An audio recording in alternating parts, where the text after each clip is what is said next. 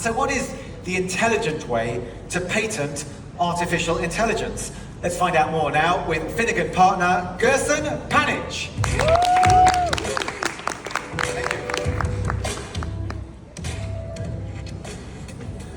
Hi everyone. Today we're going to talk about 3 important points that you have to keep in mind if you want to block your competitors from stealing your revenue streams and increase the valuation of your company. Look, I think we all recognize that we are at the beginning of a new industrial revolution. It's the AI revolution. And revolutions, when it comes to technology, are characterized by disruptive technologies. And therefore, it's very valuable if you want to figure out how you can capitalize on the benefits of this new revolution, to look back at what has happened in the past when there were other disruptive technologies and learn lessons from it. But first, let me just quickly introduce myself. My name is Gerson Panitch. I'm a senior partner at Finnegan, one of the world's largest intellectual property firms. We have about 800 employees across the US, Europe, and Asia. I lead the Israel practice. I work with about 220 or so Israeli companies, ranging from Mobileye to Aviv to Monday to Playtika to Nice, on and on and on, and lots of small startup companies, all of whom are interested in figuring out how they can use patents strategically to advance the business goals of their company. I also teach patent strategy in the MBA program at Tel Aviv University, and some of the principles we'll talk about today come from that course. So let's go and talk a little bit about prior disruptive technologies and what others did to gain benefits in those scenarios. Okay, so let's go back to the telegraph, Samuel Morse's telegraph, right? There were others who wanted to offer telegraph machines, but he did a great job of patenting his technology and basically kept everybody else out of the market until his patents expired. And the same thing happened. Here's an example of one of his early patents. Same thing with Alexander Graham Bell, right? He invented the telephone, very controversial. There were patent suits about it. He ultimately won those patent suits, started Bell Laboratories, became AT&T, and that company did exceedingly well by keeping others out of the market using patents, because effectively patents are legal monopolies, and if you get it right, you can keep your competitors out. Here's an early Bell telephone patent. Thomas Edison, we think of him as the inventor of the light bulb, right? But he also invented motion pictures. Now, Thomas Edison had another idea in mind, because he recognized that there was a whole ecosystem that he wanted to control, right? He needed to protect the film on one end, the projectors in the middle, and also the production on the other. So he started the Motion Picture Patent Company, and he basically licensed the entire industry. He got money from all the verticals until the patents expired and did very well. All right, and here's one of his early patents. This is an amazing story. Edwin Land, the inventor of instant photography, he worked with Kodak in the early years, using Kodak as a contract manufacturer. When Kodak figured out what he was doing, they said, hey, if you want us to keep making chemicals for you, you've got to license us to use your technology.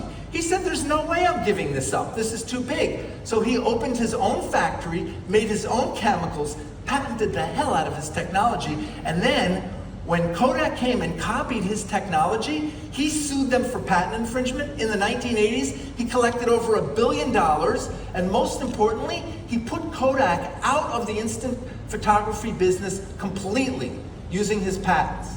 Did Kodak learn its lesson? No. Here's a Polaroid patent, by the way. Did Kodak learn its lesson? No. Kodak invented the first digital camera. This is the prototype of the first digital camera. Did they patent it well? No. They didn't focus on patents, and as a result, we all know that the market completely opened up, and Kodak would probably be in a lot different position today if it had focused properly on its patents. And these stories repeat themselves. I don't know if you know that Fairchild was the inventor of the microchip. They tried to patent it, but they messed up their patents. They didn't do it right. The court found the patent not broad enough to block, and everybody else came in, and Fairchild lost a lot of money. So it's important to get your patents right. Here's the most recent example, perhaps, smartphone technology. Now this model is a little bit different, because when Apple introduced its first iPhone, there were already patents in the market that related to the iPhone, right? Apple didn't invent displays, they were already patented. Apple didn't invent antennas and communication protocols and circuitry, it was already patented. But Apple had its own patents. So what happens in a scenario like this, because it's sort of analogous to what we've got right now, there's a lot of patent lawsuits. Every bubble on this screen represents a company, every line and arrow a lawsuit. All these companies were suing each other. But here's one thing, you'll notice they're big names, Qualcomm, TI, Oracle, Google, Nokia. They all knew that in the end, they were going to survive. It was just about a fight over the turf, how much space they each got, right? And how did they know they were going to survive? Because they had leverage. They had portfolios of patents that could still be used. Maybe they wouldn't be able to exploit the technology fully in a certain area, but they knew they were going to survive. If you're with a small company or a startup company or even a mid-sized company, you don't have that leverage. You won't even end up at the table, right? However, there is one thing that will even the playing field, and that is strategic patents that your competitors will need. It's like the nuclear weapon in this industry. If you have patents that others are going to need, they have no choice but to play with you, to let you in, because otherwise they have a lot to lose if they're sitting on the other side of the V in a patent infringement lawsuit. So how do we do this? How do we get to the point where we have strategic patents that are actually going to make a difference? There are three things to keep in mind. First of all, you have to recognize that all patents aren't created equal. Patents are not commodities. You don't buy patents like you buy an avocado in the shuk, right? You have to make sure that the patent is a valuable patent. Look, we can analogize it to the Monopoly game, right? There are certain spaces on the Monopoly board that are worth more than others. You need to get a space where others are going to land and have to pay you a lot. Now, unfortunately, in the patent game, right, there are lots of companies that get patents that are not even on the board. So there's not even a chance that anybody's going to land there. And they think they've got good patents because they have patents. Yesh li patentim. Oh, you talk to people that, I've got patents, but they don't even understand how their patents operate. There are companies with thousands of patents that have zero value, and there are other companies that have relatively small but very strategic portfolios that are able to block competitors, right? That's why Nest, for example, sold for $3 billion, because Google needed that family of patents in order to move ahead and do the data mining that it wanted to do. All right, so second point is, how do you do that? You've got to focus on conceptual rather than technical patents. And this is very difficult for technology companies, because the people who drive the patenting are typically technical people, and they want to get all the technical stuff in there and make sure the protection is very technical. The problem with that is that you end up with a patent that someone says, okay, you know what? I won't use that technical solution, but I'll get to the same place using a different technical solution. You got to step back and be conceptual. How do we do that? Technical patents, let's say in the AI space, would be patenting how your AI model is trained. Now, you might get a patent on that. Probably will. But how will you ever know that your competitor's training their AI model the same way you are, right? And even if you did know that, they could always adopt a different way to train their model. So you can patent it, but it's worthless.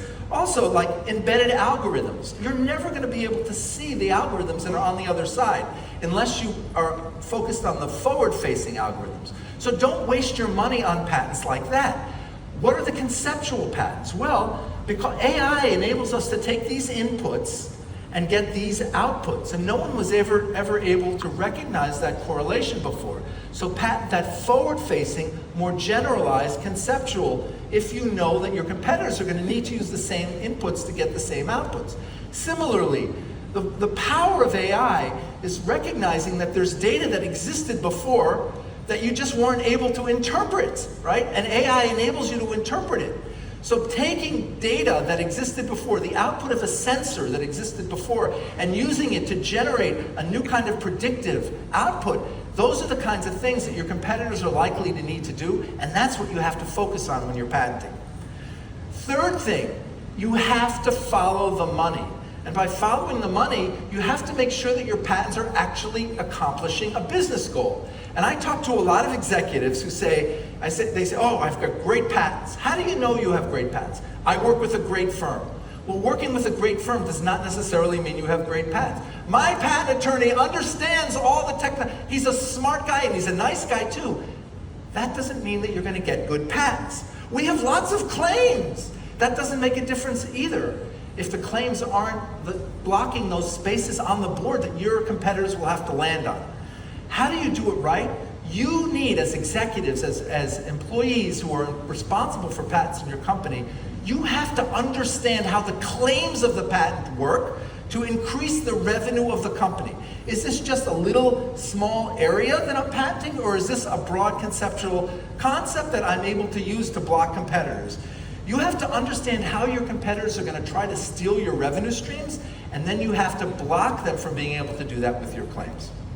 So, I have a lot more that I can say, but I'm respectful of my time limits. So please take a picture of this screen, get my contact information, email me. I'm happy to speak with you about this. This topic, by the way, is the subject of an article that People in Computers is going to publish at the end of the week. If you want, just email me and I'll send you a link to it. Thank you very much.